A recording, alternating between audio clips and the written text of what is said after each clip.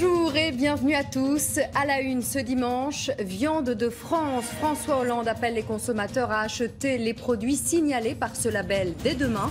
Mais nous verrons s'ils sont prêts à acheter plus cher parce que ce sont des produits français. Des orages éclairs la nuit dernière, des Ardennes aux Pyrénées-Atlantiques. Reportage dans la Loire, c'est une mini-tempête qui a balayé la ville de Firminy. La découverte de créatures attachantes dans la mer des Caraïbes, en Martinique. Vous saurez tout de ces tortues marines, il y a quelques années encore, menacées de disparition. Et puis notre zoom du dimanche vous emmènera à bord de voitures populaires de légende, les mythiques 4L, 2 chevaux et autres déesses. Nous irons à la rencontre de leurs constructeurs historiques. Dès demain, le nouveau label Viande de France sera lancé par la grande distribution pour tenter de répondre à l'appel à l'aide des agriculteurs. Mais êtes-vous prêt à acheter plus cher parce que c'est français ? Quel est le prix du patriotisme économique? C'est ce qu'ont voulu savoir Fabien Chadeau et Jean Chubillot. Voilà, la belle viande française. Acheter français, quitte à payer quelques centimes de plus pour aider les éleveurs. Hier, François Hollande a demandé aux consommateurs de faire un effort. Il faut aussi qu'on mange autant qu'il est possible les produits de l'élevage français. Ce matin, sur ce marché parisien, certains d'entre eux trouvent la pilule dure à avaler. Hors de question de mettre une fois de plus la main au porte-monnaie. Moi, je trouve qu'on paye déjà très cher la viande et donc non, je suis pas pour une augmentation encore. Les éleveurs, non, ils auront des aides sûrement pas de l'État, donc voilà. Les grandes surfaces faire moins de marge à ce moment-là. Acheter français et donc payer sa viande un peu plus cher en supermarché ou en boutique.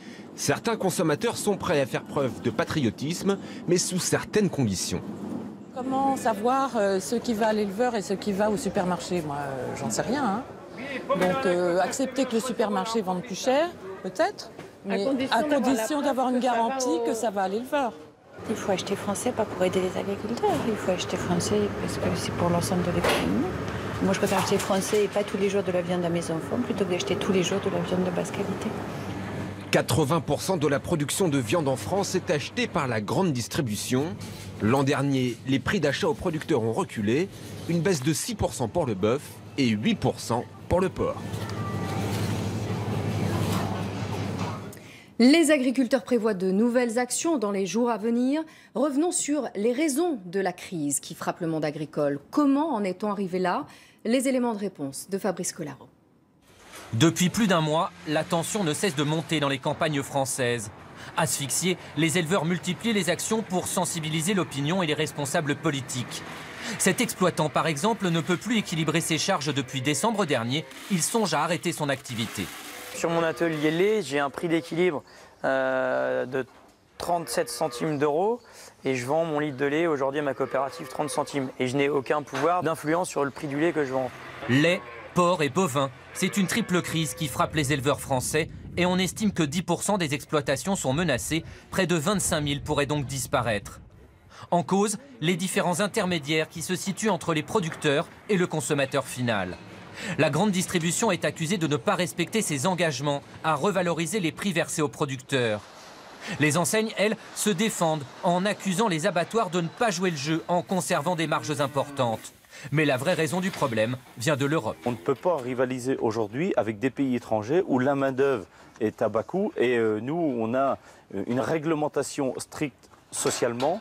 On a aussi une réglementation très stricte sur les cahiers des charges, le fait de produire de la qualité. Car aujourd'hui, il n'y a plus de quotas. Les prix ont été libéralisés, mais les règles ne sont pas les mêmes d'un pays à l'autre. En Allemagne, par exemple, les exploitations sont énormes et plus productives, les charges sociales et environnementales moins élevées. Résultat, la France est inondée de produits bien moins chers que les nôtres.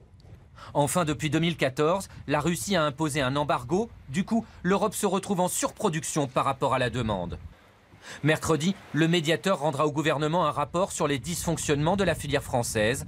Les éleveurs, eux, restent pessimistes quant aux mesures qui pourraient en découler.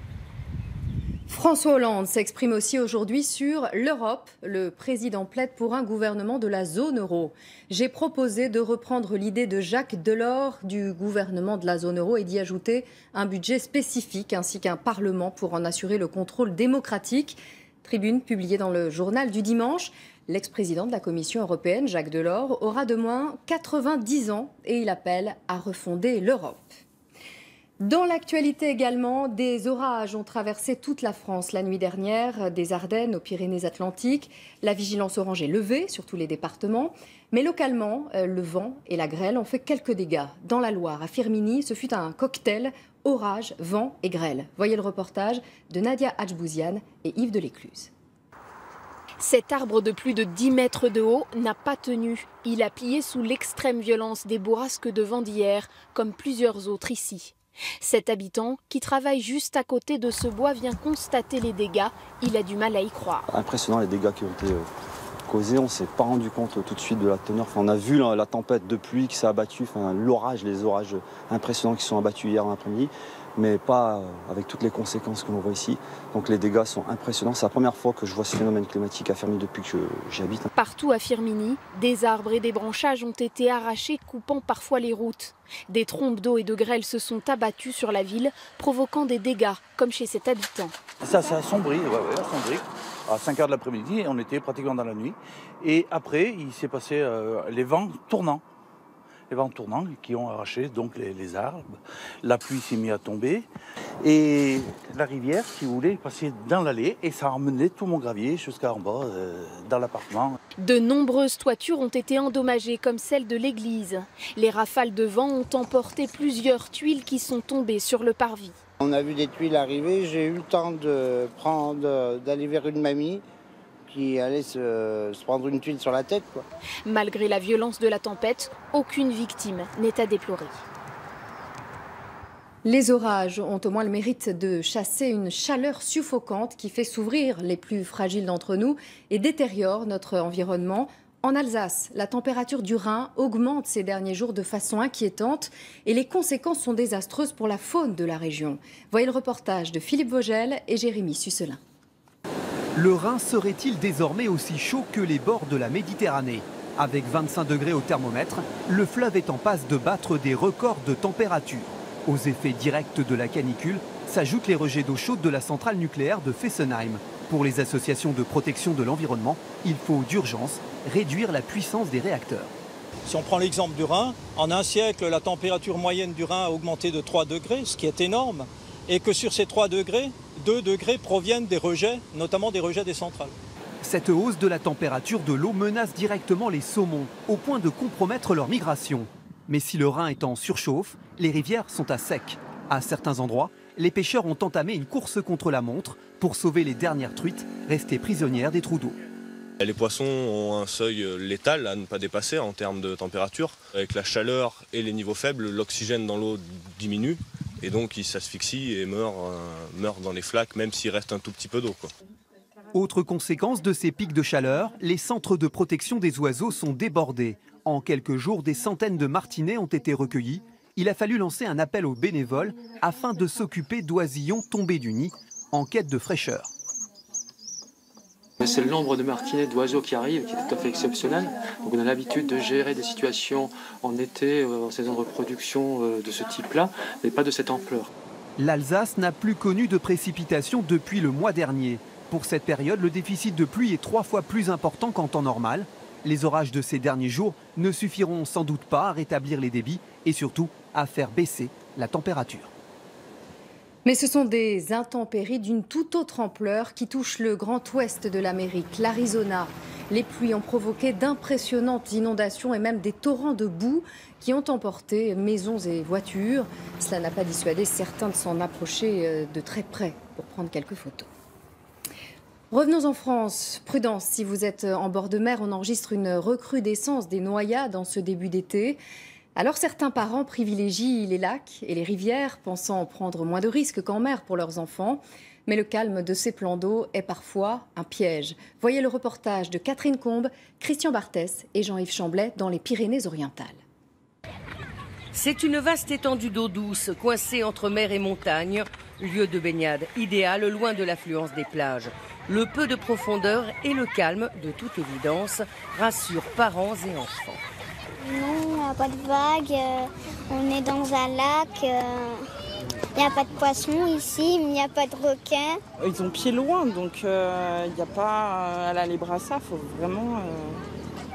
Et puis il y a aussi des sauveteurs quand même. Mais le calme de ces eaux est trompeur. Au-delà des balises, des fosses de 20 mètres de profondeur et des éléments météorologiques parfois changeants. Dès qu'on passe les lignes d'eau, on accède à une grosse profondeur, on peut vite s'éloigner.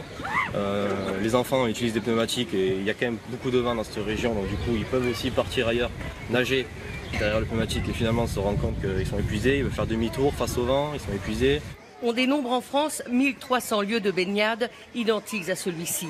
Tous sont aménagés et surveillés aussi bien à terre que dans l'eau.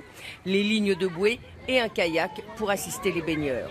Un dispositif conséquent mais qui ne doit en rien exclure la vigilance des adultes. C'est une question d'être attentif au niveau des parents. C'est ça le plus important. C'est les parents qui doivent faire attention. C'est la première des sécurités. Sachez enfin que les noyades survenues dans les lacs ou les rivières ont une proportion de décès plus importante que celle dénombrée en mer. L'an dernier, 93 personnes ont perdu la vie lors d'une baignade en eau douce.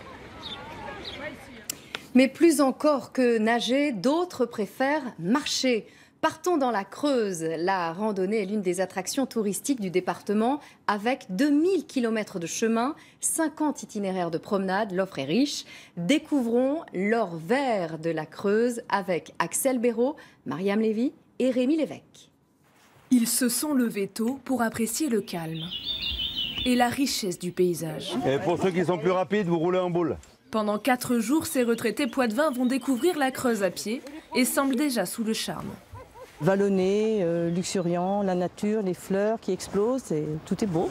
Il y a un potentiel intéressant aujourd'hui, il n'est pas suffisamment exploité pour justement attirer des gens comme les randonneurs, pourquoi pas les VTT. Nous allons prendre direction Felletin, voilà, encore pour une bonne heure de marche. Promouvoir la randonnée pour booster l'économie locale, le département y croit et compte pour cela améliorer son offre. Application smartphone, guide technique pour marcheurs et surtout meilleur entretien des itinéraires.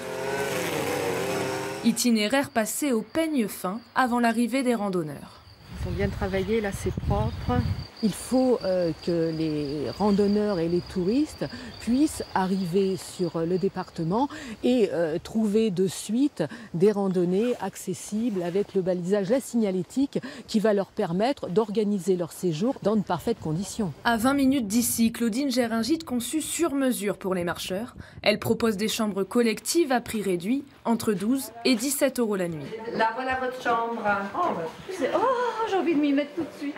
Tout le monde ne peut pas tous les jours s'offrir une chambre d'hôte ou l'hôtel. Donc il faut qu'il y ait une diversité d'hébergements pour que quel que soit son budget, on puisse quand même faire de la randonnée. Les campings, gîtes et maisons d'hôtes sont les premiers à bénéficier du boom de la randonnée en Creuse. La fréquentation y a bondi de 20% ces 7 dernières années. Mais c'est en Martinique qu'il faudra vous rendre si vous voulez découvrir les créatures les plus attachantes de la mer des Caraïbes, les tortues marines. Ces tortues vertes de 80 kg avaient quasiment disparu des côtes il y a une vingtaine d'années. Mais depuis protégées, elles reviennent notamment dans la baie du village des Anses d'Arlé. Un bonheur pour les touristes qui viennent nager à leur côté à quelques mètres du bord seulement. Et pour les scientifiques qui peuvent les observer. Reportage dans les îles d'Anouchka Figuiler et Isabelle Ferrière.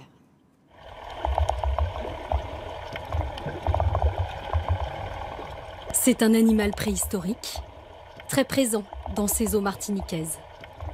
À quelques encablures de la plage, au milieu des voiliers, les tortues vertes coulent des jours paisibles. Un spectacle impressionnant pour les nageurs qui vont à leur rencontre. Dans les livres pour enfants, on voit dans les documentaires aussi pas mal de petites tortues, mais on ne s'attendait pas à en avoir des aussi grosses. Elles sont magnifiques, demandez à ma fille, c'est notre régal. Ça impressionne plutôt, c'est beau aussi. Elles sont paisibles au fond de l'eau, elles mangent, puis de temps en temps elles remontent. Cette tranquillité est parfois menacée par des vacanciers trop enthousiastes. Pour les respecter, on les touche avec les yeux. La solution pour les professionnels du tourisme, informer les nageurs du comportement à adopter. On n'approche pas les tortues, on les laisse venir, on leur coupe pas la route, on les laisse se restaurer quand elles ont envie de le faire ou de chasser. Enfin, c'est vraiment de l'observation. Il y a 20 ans ici, il était très rare de voir une tortue en plongée. Aujourd'hui, une 60aine peuple cette baie. L'espèce, maintenant protégée, se porte bien, mais reste fragile et menacée. C'était un animal qui était très apprécié pour sa chair.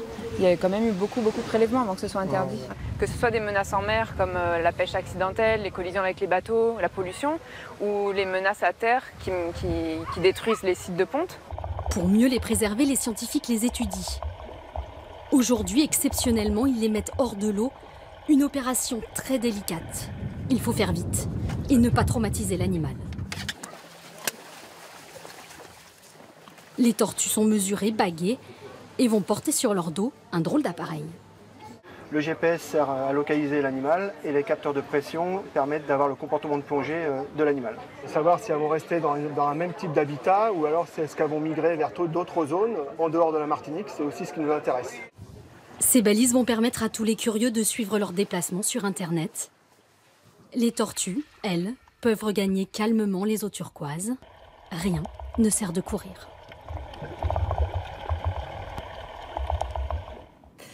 Et parmi les sorties cinéma de la semaine prochaine, Nos Futurs, un film de Rémi Besançon qui avait fait un très beau succès avec Le premier jour du reste de ta vie. Ici, il met en scène deux jeunes talents français, Pio Marmaille et Pierre Rochefort. Un film qui parlera à bien des hommes. Corinne Magne et Christian Barthès l'ont vu en avant-première pour vous. T'es partant, on a fait cette fête. T'es sérieux? Une fête comme à l'époque? Avec tous nos potes, comme avant. Si le beau gosse vient, toutes les filles viendront. La crise d'adolescence à 40 ans, c'est encore possible.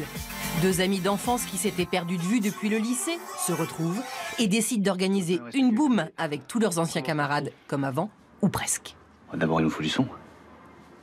DJ Max. Mad Max. Je voulais parler de l'amitié à travers le souvenir en fait. Le cavalier de la nuit. C'est avec Rémi Besançon que Pio Marmaille fait son entrée remarquée dans le cinéma. Après le premier jour du reste de ta vie, le voici maintenant en duo avec Pierre Rochefort. Tu pourras pas refuser. Deux rôles taillés sur mesure, un vrai numéro de duettiste tel le clown blanc et l'Auguste. Mais y a pas d'offre. C'est une réplique du parrain, je te dis. Je vais lui faire une offre qu'il pourra pas refuser. Et on va lui dire ça? L'amitié me plaisait, les souvenirs, etc. Toute cette quête vers l'ouverture, encore une fois. Et, vers le sourire. Vers le sourire. Vers le sourire. Bonjour. C'est Nico qui vous a ramené complètement bourré alors qu'il a même pas son permis de conduire. Bien campé dans le genre de la comédie dramatique, le film Nos Futurs porte bien le titre d'un lendemain de fête. Douloureux. Putain, c'est dégueulasse! Bon les mecs, on va continuer à arrêter de se voir. Et aujourd'hui, notre Zoom vous emmène à bord de véhicules de légende. Nous conduirons l'une des voitures les plus vendues dans les années 60, la mythique 4L. Nous montrons aussi à bord de l'incontournable DS qui fête ses 60 ans. Mais d'abord, rendons visite à leurs constructeurs historiques. Renault, Peugeot, Citroën, l'automobile. Certaines villes de France en vivent depuis toujours. Sochaux, par exemple, a fabriqué 20 millions de Peugeot en un siècle. La voiture, un moteur pour plusieurs villes et une fierté pour leurs habitants. Embarquons avec Thierry Valta, Bruno Poiseul, Valérie Belgrand-Barbier et Pascal Boulanger que nous retrouvons au volant d'une 404. Un atelier de mécanique à l'ancienne. Notre périple commence à Sochaux, fief historique de la famille Peugeot. En 1968, les Stones régnaient sur les hit-parades et Peugeot sortait cette 404 cabriolet. Elle sera notre passeport pour la première partie du voyage. Et nous voici partis pour notre balade en Franche-Comté et en Alsace.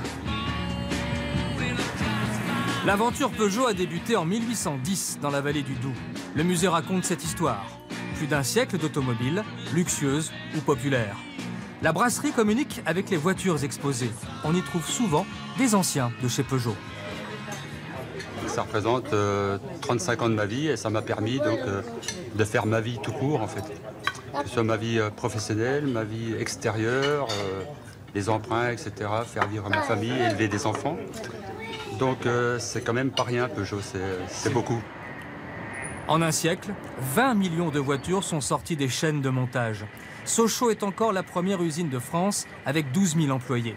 Certains, depuis chez eux, lui portent tous les jours un regard attentif. On la surveille. On la surveille. On surveille l'usine. Voilà.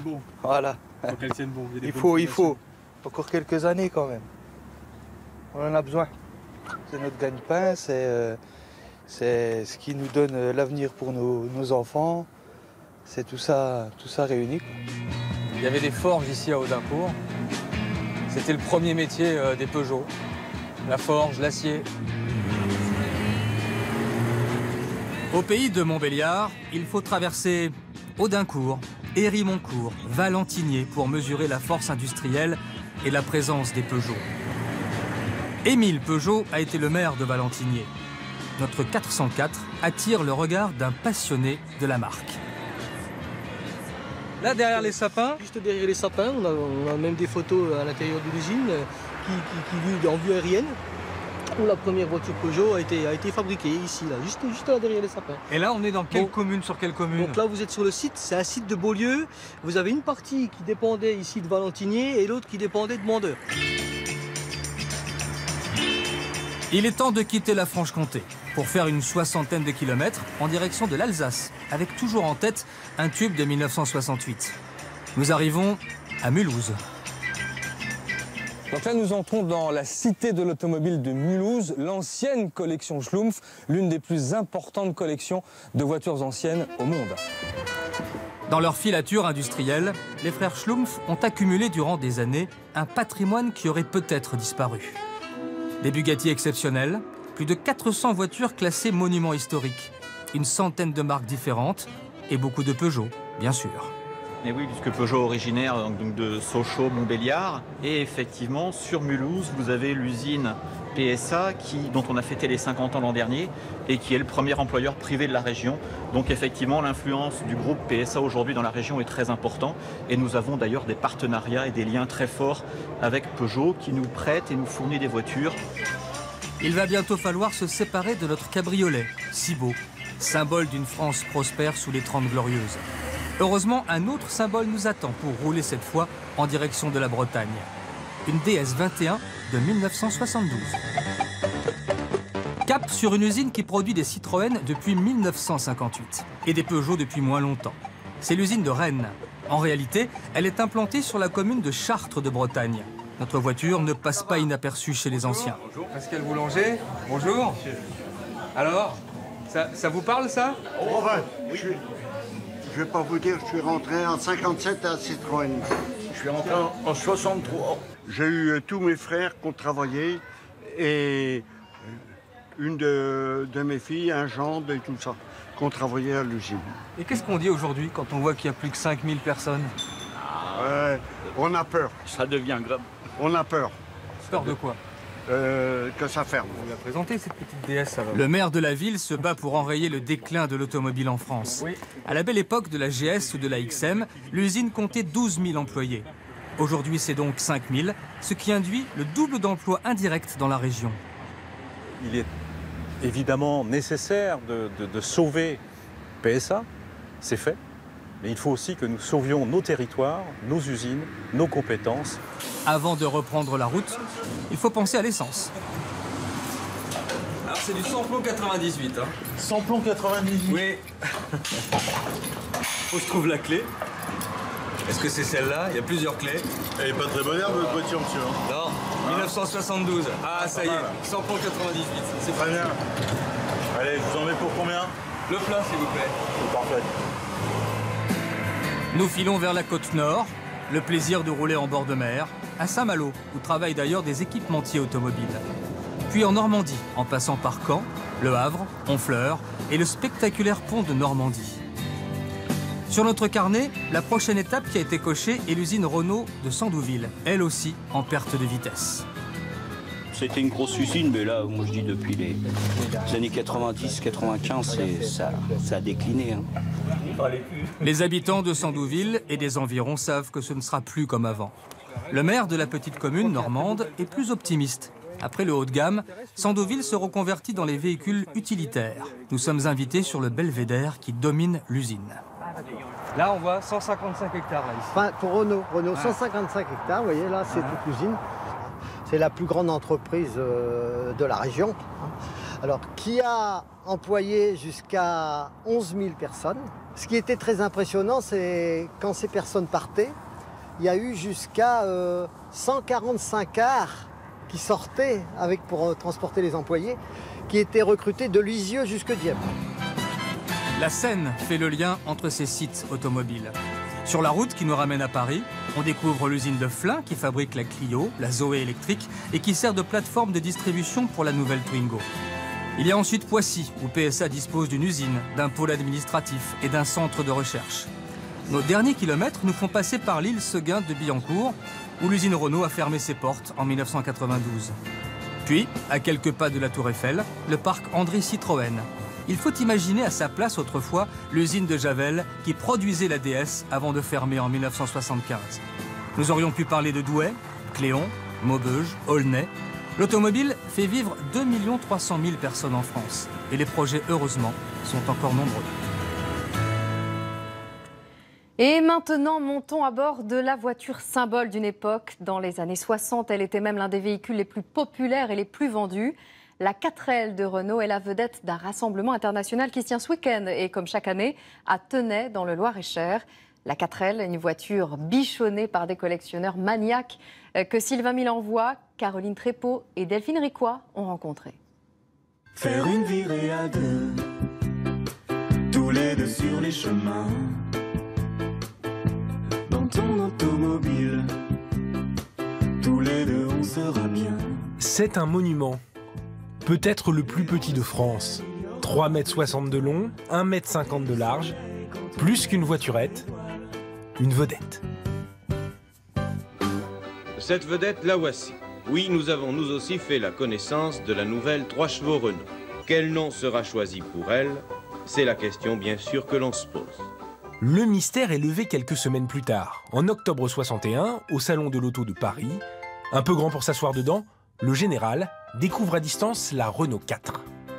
4L, c'est le langage populaire. C'est Renault 4 au départ. Et puis c'est devenu 4L.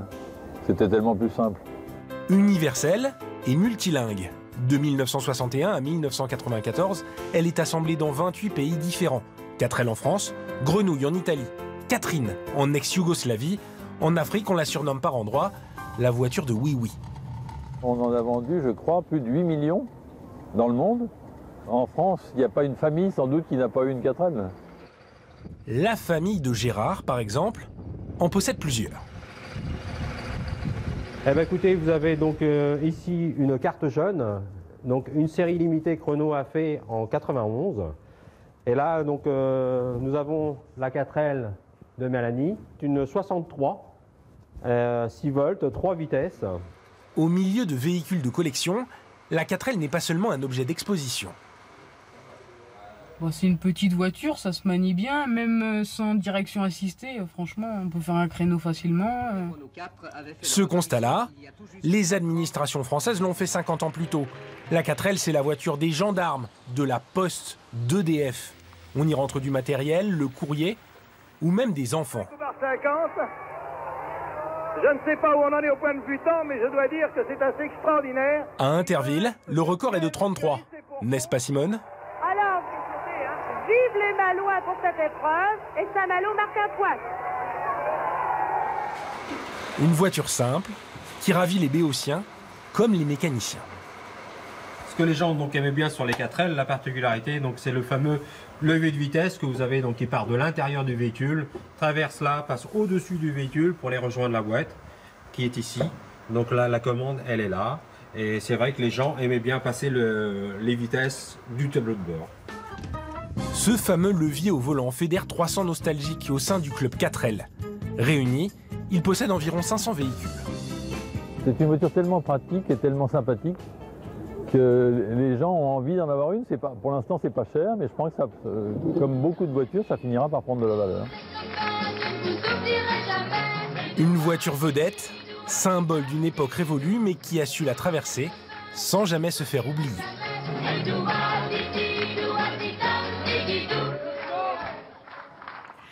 Autre modèle mythique, la DS qui fête ses 60 ans. Présentée pour la première fois en 1955 par Citroën, elle bénéficiait d'une avance technologique remarquable. Elle a été la voiture de nombreuses stars et du président de la République. Pascal Boulanger et Charles Voissier nous font redécouvrir cette voiture légendaire.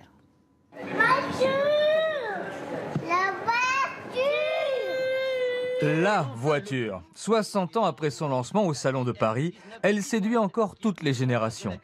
En 1955, la DS 19 étonnait le monde entier par son audace, sa modernité.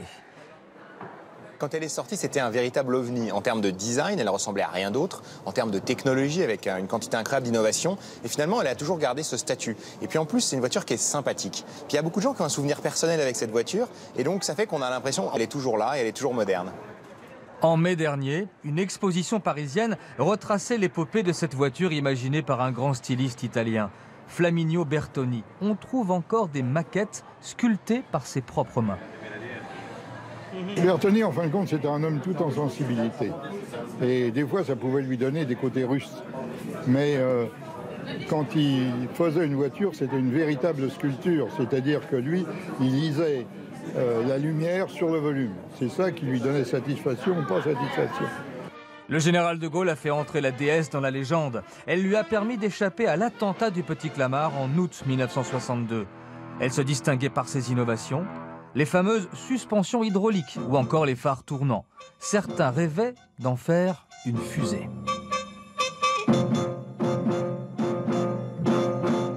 Sur le circuit de Montlhéry dans l'Essonne, l'association Le Monde de la DS a réussi le tour de force de réunir 700 collectionneurs du monde entier. C'est un peu le mythe de la voiture française avancée technologiquement et qui apportait tout ce qu'on recherchait à l'époque. Au jour d'aujourd'hui, c'est vrai qu'on voit bien que c'est une voiture qui est assez ancienne, mais elle n'a pas du tout l'air d'être complètement obsolète quand on la regarde au milieu des autres. Cette voiture n'a jamais rien fait comme les autres. On peut encore vérifier aujourd'hui qu'elle peut rouler sur 3 roues grâce à son système hydraulique. On se cache jamais la gueule en DS. C'est pas possible. Et sur 2 roues, elle marche? Il y en a qui l'ont fait. Malgré sa vocation familiale, la DS est aussi une voiture sportive. Elle a gagné des rallyes africains et le Monte-Carlo à 3 reprises.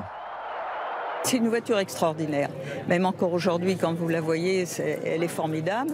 Elle pouvait rouler sur des pistes extrêmement difficiles, sur la neige ou sur la glace. Spécialiste des épreuves sur piste et sur glace, Bob Néret, 80 ans, a spécialement préparé une DS pour le Paris-Pékin. Elle avait 50 ans d'avance sur toutes les autres, au freinage, à la suspension et tout. Et c'est pour ça qu'on vit très vieux quand on a conduit une DS pendant je ne sais pas combien d'années. 60 ans après, le prestige de la DS est intact. Les ouvriers de l'usine de Javel seraient fiers de savoir qu'elle figure aujourd'hui parmi les voitures de collection les plus cotées. Et c'est la fin de ce zoom sur l'automobile. On se retrouve dans un instant pour votre magazine Grand Reportage. A tout de suite.